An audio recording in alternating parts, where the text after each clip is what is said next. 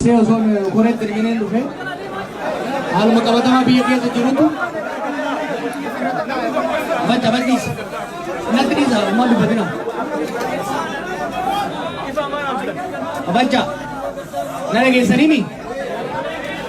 Hali turubne si rakisawan turevi. Karena gesar tiga wari korelle mar mutikar gacudan dani. Namni le amar namni bayi gara-gara karufe. Bagi isaan qopheessan nama dhibba torba saddeetii kan dhufe gara nama kuma sadiitii saniif rakkooni hedduu obsa keessanii dinqisiifadhaa isin galateeffachuun barbaada. Maaliif? Sagalee nama akkam? Yoon ol ka'ee dubbadhe hoo?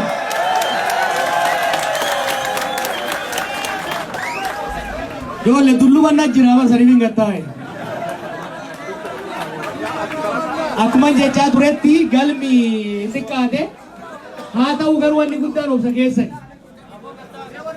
duula itti aanuu mana bitte inni xumurra injifannoo hangammaa dhiigaan arganne wareegamaan arganne kana sirna abbaa irree buufne abbaa irree biraa ol hin baafne sirna abbaa irree baafne biyya akka diigamus hin hayyamne sirba abbaa irree diinee kaalagaa tokko diinee kaalagaa birallee akka nurratti bahu hin barbaanne akkasii miti. Bilisummaa xiqqoo kan kee mul'atte kana kan dhugaa gochuudhaaf sirna itti ijaaruu barbaachisa. Abbaa irree bifa haaraan nurratti ol ba'uudhaaf masalaana tolfatus masalaana san jalaa buusuudhaaf mootummaa uummataa dhaabuu qabna. Nama simbira wareegame beeytaniimi waan keessa dabarre beeytaniimi qoosaatti as hin geenye. Kanaafuu wanni guddaan duula itti aanu kana keessatti filannoo injifannee uummanni keenya ganda isin keessaa dhuftanii fi finfinnee isin keessa dabartanitti illee mootummaa uummataa yaadu bakka bu'oota naatoo uummataa qaban filachuu qaba. Kanammoo akka godhuuf filannoo itti aanu irratti sirriitti hirmaachuu danda'uu qabna jechuudha. Wanni ani isitti dhaamuudhaa dhufe asittis Ameerikaattis Kaanaadaattis deebi'ee Oromiyaa hunda keessa deemee wanni ani himuu deemu maali? Kan qabsoofne rakkoo roga hundaan cunqursaan nutti fide keessaa bahuudhaaf qe'ee keenya irratti lafa keenya irratti bishaan keenya irratti malkaa keenya irratti albuuda keenya irratti abbaa taane hojjannee hiyyummaa keessaa bahu bakka bara baraa keessaa bahuudhaaf eenyummaa keenyaan oromummaa keenyaan adamsamnee ajjeefamuu hidhamuu salphachuu osoo hin taane kabajamnee ollaa keenyaan wal kabanyee waliin jiraachuudhaaf kana gochuudhaaf ammoo akka zamana naftanyaatti alagaan qe'ee teenya irratti qawween dhufee akka nu bulchine akka zamana wayyaaneetti jallaaf hattuu nu keessaa baateen ilma haati abaarteen dhiitama nusaama orma qallabaa itti fufuun barbaannu jechuudha. Itti barbaannaa kana.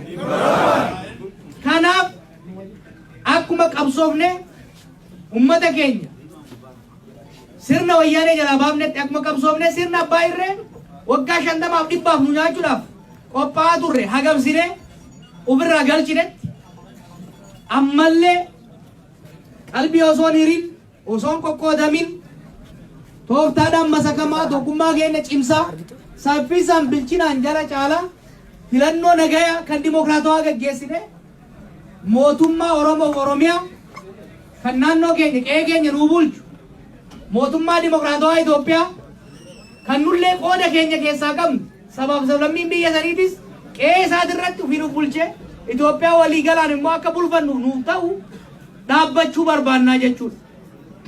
Kana gochuudhaan maali wanni eeggamu? Wanni naamusa keessanii har'a dinqisiifadhuuf maali? Isinitti himu? Jeequu sitti beeyna takka quba takkaan dhaabnee biyya san Finfinnee hafuura kunneemi.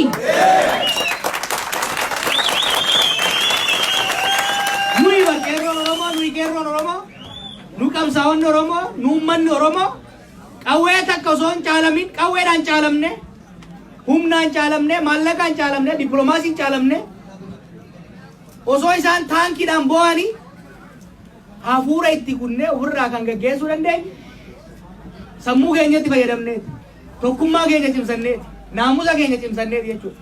Naamusni keessanii anarra arge waan guddaadha. Galmi sun xiqqaatee hin seenne jettanii odoo jeequmsa humtanii jiraattanii walga'iin sunis hin hafa kunillee silaan godha. Osoo isin wal loltanii poolisaan oda walitti buutanii walga'iin sun godhamu jechuudha.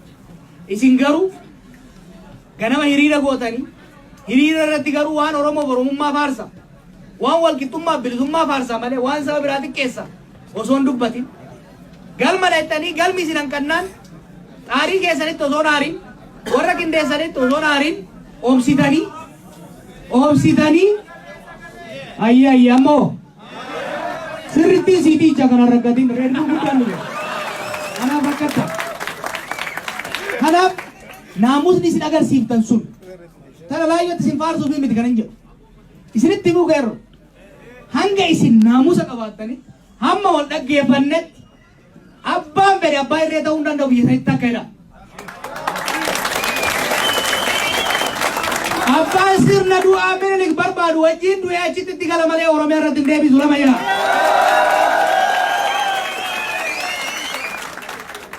Amma booda qe'ee teenya irratti abbaan nuu kan ta'uu akka dandeenyu sabaaf sablammootaan osoo waliin dhiibin osoo waliin dhidhiibin osoo waliin tuffatin osoo waliin sheellakatin walqixxummaaf kabajaan kan jiraachuu dandeenyu naamusa cimaa akkanaatiin jechuudha.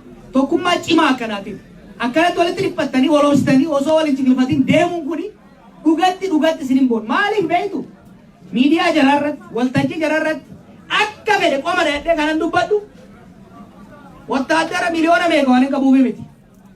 Ummata akkanaa ummata tokkummaa qabu qeerroo naamusa qabu ka onnee qabu onnee isaa immoo bakka hin taanetti osoo hin ta'in bakka taate qofatti hojiirra oolchu waan hin qabuuf jechuudha. Kanaaf hedduu na boonsanii galatooma.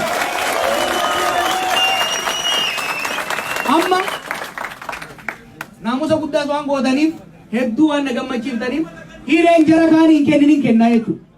Hireen jara kaanii kennu namoota muraasaaf gaafii akka gaafatan hiree isinii kennee gaafii sanarratti yaada bareedaa wal barsiifne adda deemnaa jechuudha. Kanarraa fudhattuumi? Kanaaf namni gaafii gaafachuu barbaadan harka baaftanii na kennaa isin garuu dubbata godhe biraa. Harka qofa afaanii miti. Harka qofa.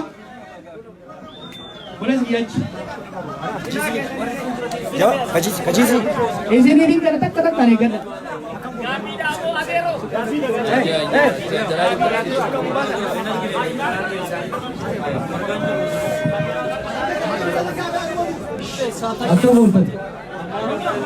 Akkam ooltan. Abbaan keenya abbaan qeerroo Jawaar waan hundee dhaga'uu qabna. Arraas jaalannuus bilus dhaga'uu qabna. Kana waan ta'eef jecha nuti as gabbaa waan asirratti talmeessaa gaafii si gaafadhu ani Faransaay irraa hin dhufe kiiloomeetira 1,200 imallee dhufneeti. Ifama sagaleen bakka sanitti xiqqoo sagaleen bakka hiriiraa sanitti xiqqoo natti jiramte ifama naa godha. Agar mana usah Faransaay irratti galmanuuf nuti itti qophoofna. Akka dhuftee nusimatu gabaabseetu harmaan si gaafadha. Hojii dubbachuu dadhabatan jira ifama naa godha. Ayya galatooni harka qof.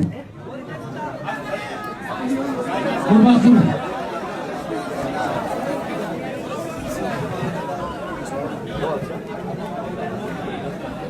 Duraan dursee nagaa argatu mootii galatoomaa isin jira.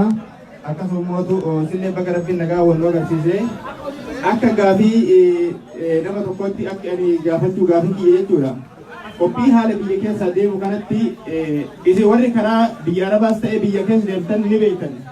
Nama waa harkaan qabne abbaa argitutti dhufee gochisa. Arabni nu caaltitii miti karaa bakka hundatti kan gochisaa turte, kan usaamaa turte, kan tumamaa ture jechuudha. Biyya keenya keessatti illee waan akkanaa kanatu jira. Karaa keessatiin ta'ee karaa adda addaatiin uummati keenya waan kana maaliif akka uummanni kun yookiin hidhatan yookiin immoo waan ofirraa dhoogganiin akka uummanni kun qabaatu maaliif waan kana irratti hojjennee kan jedhu gaafii kiyya galatooma. Sagalee dubartiin dhageessarra.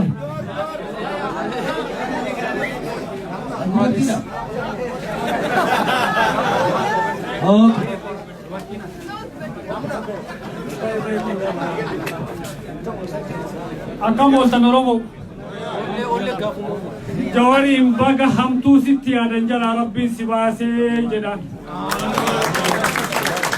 Halkan san akkitti bulle nuufi rabbitu beeka.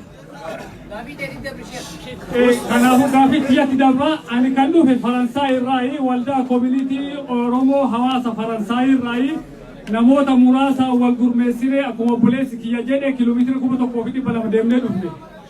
Nuti gaafa ati ijoollee warri mootummaa qabatee uummata keenya hin jabeessine jettees wayitii uummanni itti roorrisu. Itti baaneetiin itti iyyinee ijoolleen ilma abbaa gadaatiin nuti wal ajjeefnee aangoo walirraa hin fudhannu jenneetiin haala osoo heerri nuun hayyamin aangoo nuti filmaata walii dabarsina jenneeni itti hiriira baanee achi jarri nu gananii san jedhan nuti amma akka Oromoo uummata Faransaay jiruutti waan ati jette tana duraayyuu dhaamsa keetiin fudhanneetiin jira waan ati jette si jala hiriirraa jedhaan. Lammaffaa bara 2018 keessa hin dhufa jettee sadarkaa sagantaa wal jala jala buunaan nu jala hafte amma ammoo qophooyleetiin si eeynaatiin akka nurraa nafnee jedha dhaamsa Oromoo Faransaay irraa fideetiin dhufe. Galatooma.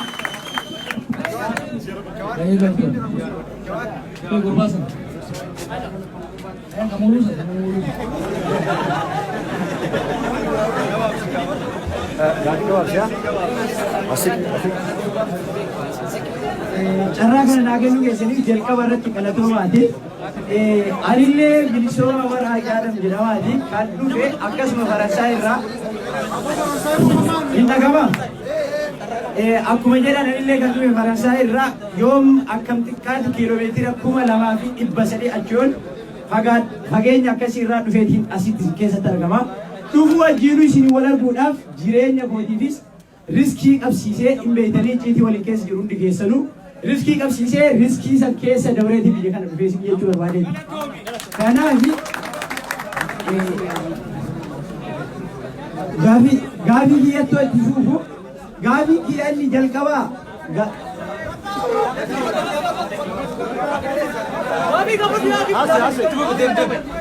gaafii kiyya inni jalqabaa kan daaddaa jawaariidhaan gaafii inni jalqabaa ni gaafadhu qabsoo gama fuulduraa irratti amma ilaalcha qabsoo kennaa duraan fincila diddaa gabrummaa keessaa gara injifannee biyya teenya ofii kennaan ofiin of bulchinaa jedhutti ce'utti jira. Kanaan wal qabateetiin dhaabbilee siyaasaa dabalatee ati mataan keessan isin mataa keessan dabalateetiin tokkummaan jiru kan nuti sooshaal miidiyaa irraa dhageenyu dhala wanti qabatamaan keessaan jiru hagam takka jabaatee gama fuulduraatti tarkaanfatee abdii nuti sooree hawaasa keenyattis abdii horeera.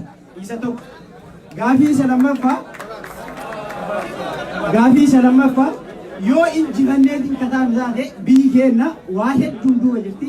Fakkeenyaaf isa ijoo keessaa saayinsii fi teekinooloojii waliin wal bira deemuu irratti kaayyoon isin barnoota saayinsii fi teekinooloojii hawaasni kee itti injifatee ittiin deemuuf ta'u hagam takka karoora irratti nu qabdanii nu injifachiistanii gara fuulduraa nu tarkaanfachiistanii isiniin jedha.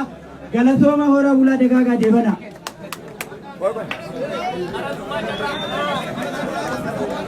Orma Faransaay mana buute. Baay'ee warra olaantiin kenna dura.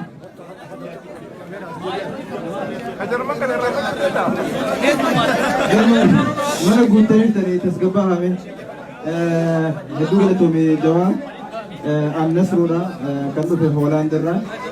Egaa wanni bakka kanatti argamuudhaaf dirqamnee fi akka hiree ta'ee obbo Jawaar nu biratti nu keessatti argamuu hin dandeenye. Sunis akkuma beektan waa'ee dhiphina yerooti. Inni dhufuu dadhabu ammoo nuti bakka inni jirutti deemnee isa bira dhaabbachuun isa jajjabeessuun Jawaariif hamilee ta'uun Jawaariif hamilee ta'uun yeroo kanatti isa kana durii caalaa hedduu barbaachisaa fi murteessaadha jennee waan amanneef akkuma warra Faransaay nutis kiiloomeetirii hedduu deemnee bakka kanatti argamne. Kana ammoo waan guddaa goonee jechuun hin dandeenyu. Jawaariif kanaa oli soorri Hoolaand dhufnee walakkaa galma kanaa guunnee hedduu nu gammachiisa ture garuu homaa gochuu hin dandeenyu gara fuulduraatti maal akka goonu irratti yaalla. Egaa wanni jechuu barbaadnu obbo Jawaar wanni hanga ammaa hojjettee waan ajaa'ibaati waan beeknu waan nu boonse waan bakka kanaan nu gahee ammas ammoo akka carraa ta'ee qormaanni jajjabaan hunda keenya jira. Qormaata kana irra aanuu kan dandeenyu hooggana akka kee balaa saba kanatti kallattii kamiyyuu aggaamamuu afoo dhaabbatee ummata kana sochoosee wanta daandii irraa bahutti jiru nama daandiitti deebisu qabaachuu keenya kan arra hedduu nu jajjabeessu malee silaa akka haala biyya keessatti arginu akka jijjiiramni kun sarara gadhiisee karaa hin barbaachisnetti deemaa jiruufi silaa hedduu hamilee keenya cabatu garuu hoogganaa akka Jawaar Sabboonaa kan abdiin irratti gatamu qabaachuu keenya hedduu nu jajjabeesseera. Si wajjin jirra hanga dhumaatti dhaabbannaa asittis biyyattis waan uummanni kan keessirraa eegatu beektaa sannuuf hojjedhu nuti ammoo waan dandeenyu hundaa si bira jiraachuu barbaada. Kanuma galatooma ulfaadha. Warra Jarmanii.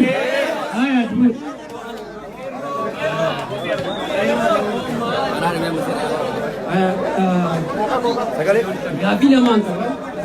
Gaaffiin tokko qeeroon nagee ta'uu atiis biitiinis addunyaanis ibsitee jirti. Warri baadiyyaa walii qabamee harka takkaan galma xiqqaa akkanaa keessatti walii qabamanii ashabbaari jaanii harka takkaan dhodhoowwanii ibsan kana akkamitti ilaalta?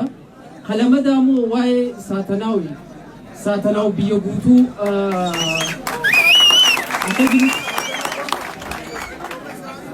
saatanaaw biyya teenya kuunfattee jirti wal jaaranii galmee hunda keessaa uummata Oromoo baasanii jiran kanoo akkamitti ilaaltaadha? Gareen kana keessaafuu hedduu jabaattee jirti. Hawwan keenya gabbaa'anii waa gurguratanii hojii deemanii galuu dadhabanii jiran kanoo akkamitti ilaaltaadha? Galatu.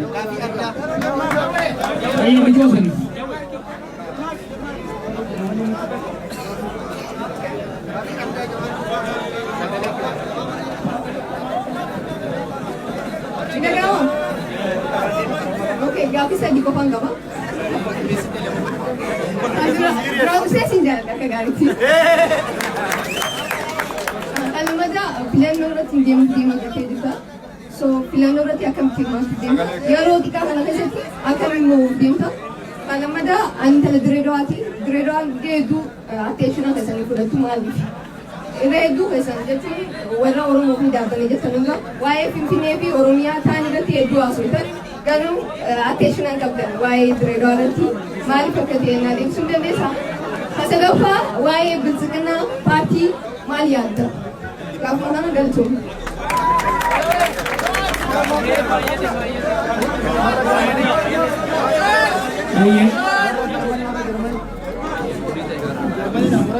Ani gaaffii lama qaba. Akkuma jarri warri Direedawaa yaada kaasan san yaada addaa qaban jechuudha. Yeroo naannoo Amaaraatitti laga Xaanaa moo laga Baarii jedhan san ilmaan Oromoo naannoo Oromiyaa irraa kaatee achitti bishaan san keessa cambaa san guurraa turte aramaa san. Amma magaala Hara Dambal ka jedhamu san keessa dhaladhee amma magaala sanii dhufe harri Dambal suni waa lama miidhamaa jirtu. Inni tokko keemikaala sheer Itoophiyaa ka jedhu sun keemikaala wayiiti jira. Keemikaalli sun achitti faca'ee Jawaar illee yaadataa yeroo Adaamaa dhaqesanii warri Adaamaa baayineerii dalaganii ijoolleen magaala Baatuu irraa dhuftee itti himtee jirti. Dhimmi sunillee achuma calisa guyyaa sanii ala waa'ee magaala Baatuu itti deebi'anii haasawanii jiranii jechuudha. Uummanni namni dhalatu qomaa ta'ee kun ilmi daddabaa dhabataa kun ka ija hin qabne kun ka harka hin qabne dhalataa sababa keemikaala sanii jechuudha. Warri qaamaan deemee dalagullee harki isaa kottaa'ee gala. Osoma jirru qomaa ta'aa jirra jechuudha biyya keenya keessatti. Inni lammataa ammoo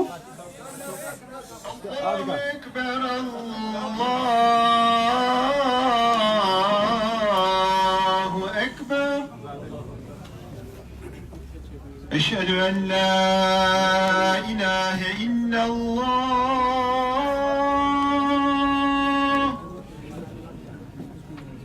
أشهد أن لا إله إلا الله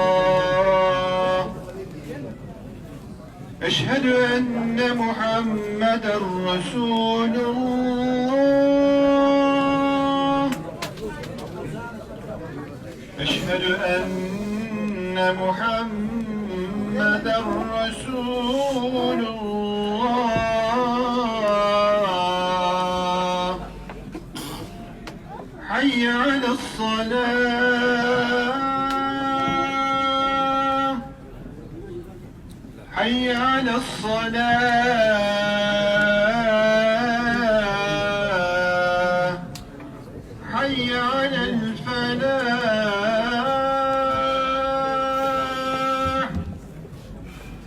حي على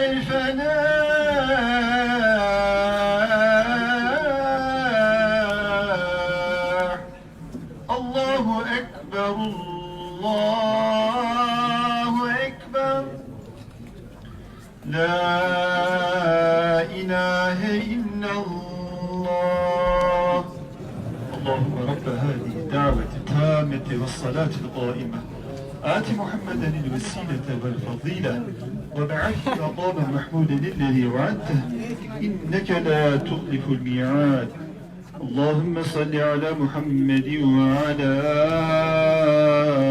آل محمد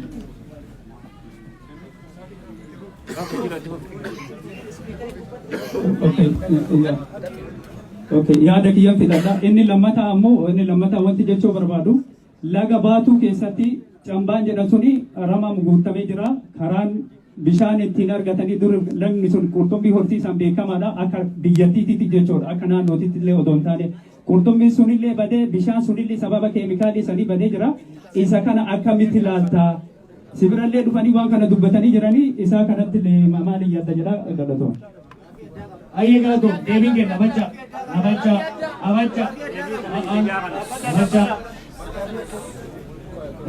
Kadura warri Faransaay hedduu galatooma. Faransaay Hoolaandii Sibiilis bara dhaquu hin dandeenye.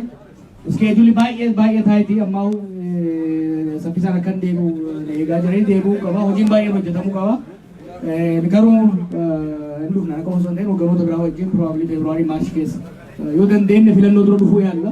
Warri Faransaayis warri Hoolaandis warri biran dhaqin ka Ameerikaatis kan gama kanaatis isaan wanni jechuu barbaadu waa'ee nageenyaa hidhannoo irraa wal qabatee ka'e look wanni guddaan qawwee jechuu miti wanni guddaan caasaa nageenyaa cimaa qabaachuudha.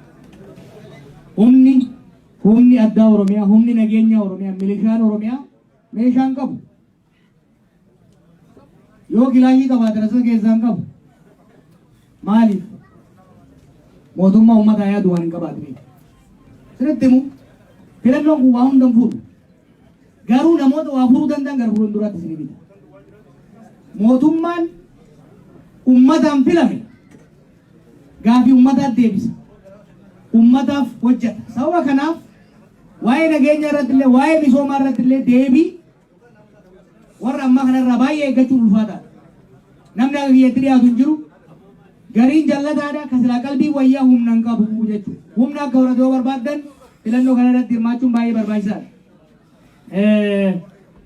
warra mootummaa amma jiruuf yeroo kennaa fi eeyyee jechaatiin ture san qofa osoo hin ta'in sirna IPRDF guutuutti diiguu osoo dandeenyu yoo diine paartileen keenya kuuniidhaa waan jiraniif kun biyyaalaa waan jiraniif waan bakka buufannu hin qabaatiniif haga bakka buufannutti haga waan bakka buufannu qopheeffannutti ce'umsaa godhanii murtiin ture maali?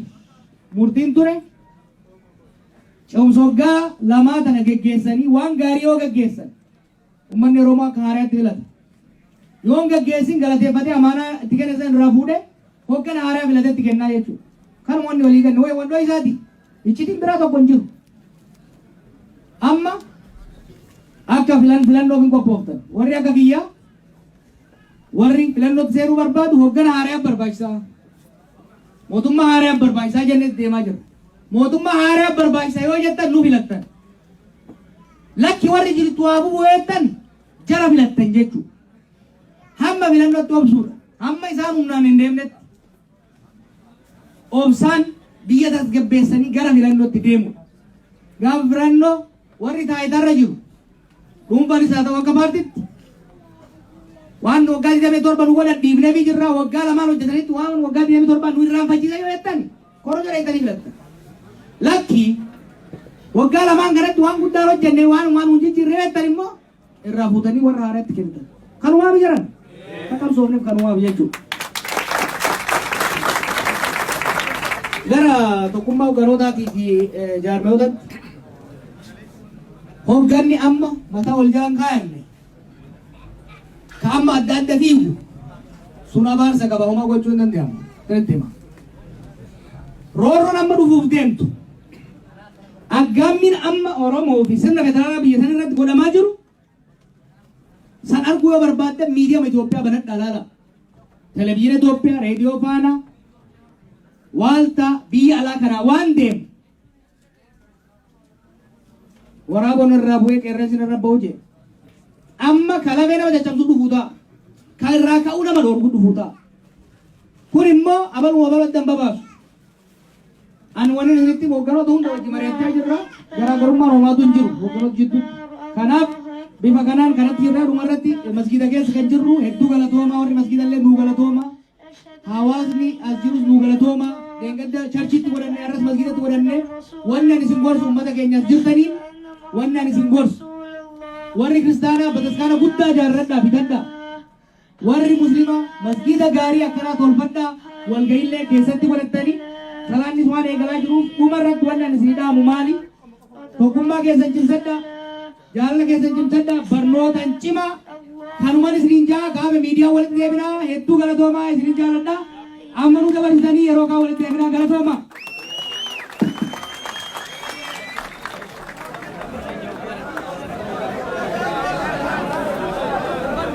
Yeroo